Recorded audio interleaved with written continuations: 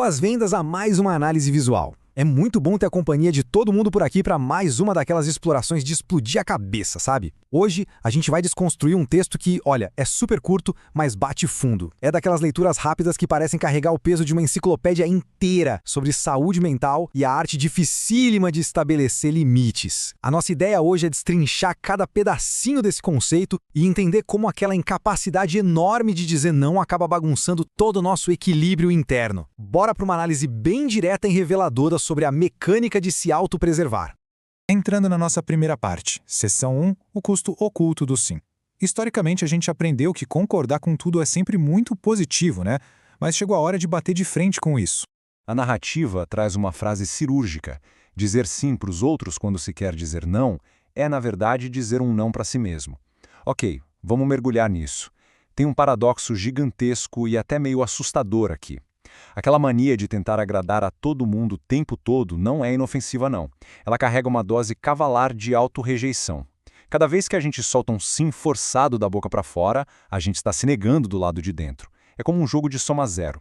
A gente abre mão do que precisa para acomodar a expectativa externa e acaba criando uma verdadeira guerra fria silenciosa dentro da cabeça. O que nos leva para uma pergunta de ouro. Por que um sim acaba virando um não? É importante fazer uma pausa para deixar isso assentar. Ignorar os próprios limites sai muito caro.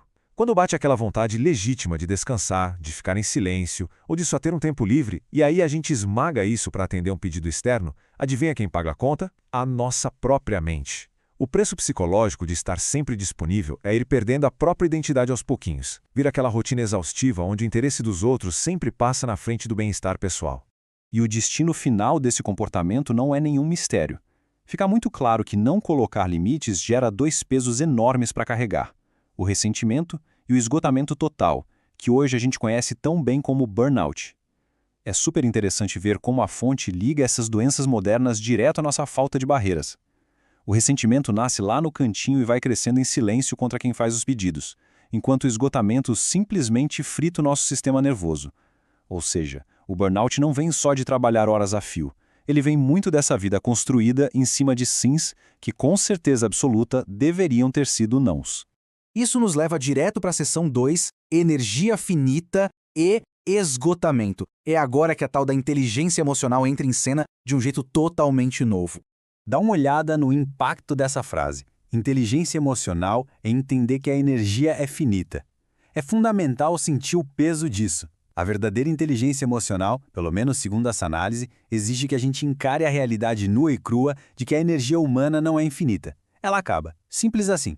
A bateria física e mental tem um limite no nosso dia, o esgotamento não é um defeito de caráter, é literalmente uma falha matemática em não reconhecer essa limitação e não agir de acordo com ela.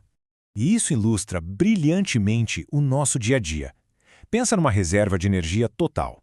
Se a maior parte dela vai sendo drenada, assim, gota a gota, por falsas concordâncias, por favores que a gente não queria fazer e compromissos sem o menor sentido, o que sobra no final das contas? Só uma fatia minúscula, uma lasquinha de nada.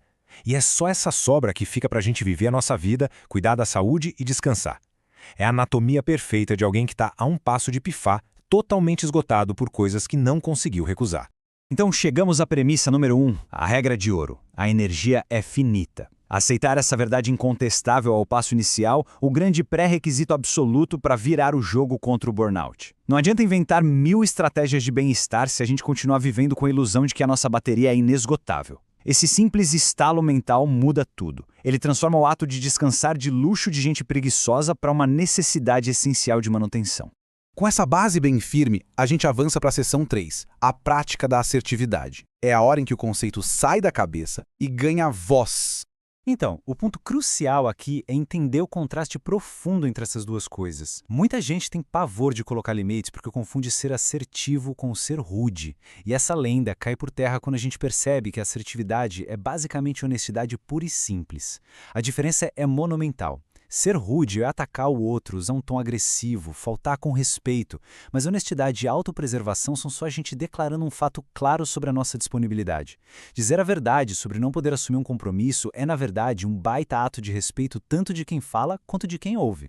E para ajudar nessa tarefa que é sempre meio espinhosa, existe um roteiro muito prático. A frase é exatamente essa. Eu adoraria ajudar, mas no momento minha prioridade é outra.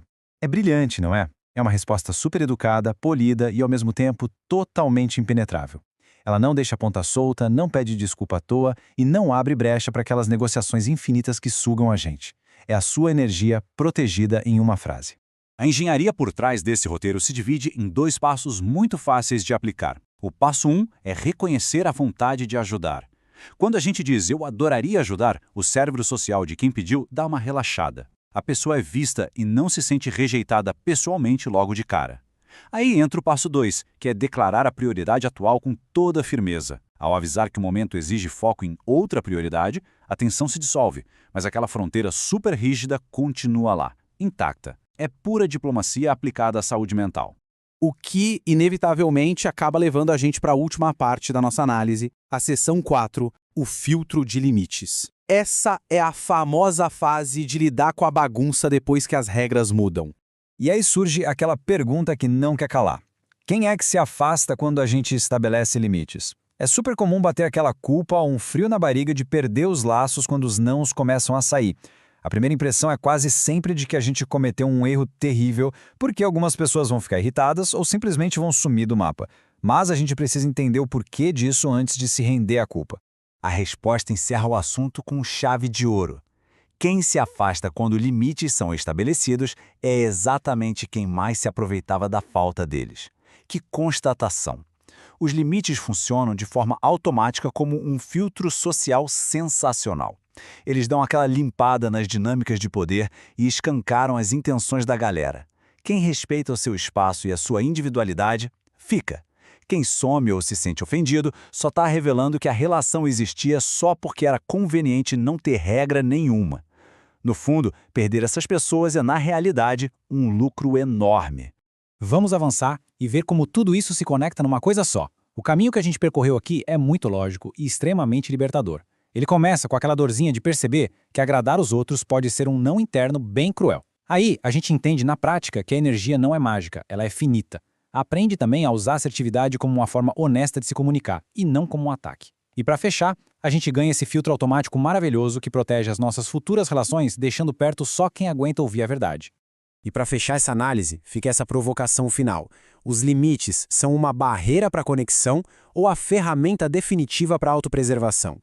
O material que a gente destrinchou hoje pega aquela ideia velha de que se fechar é um defeito e vira de cabeça para baixo.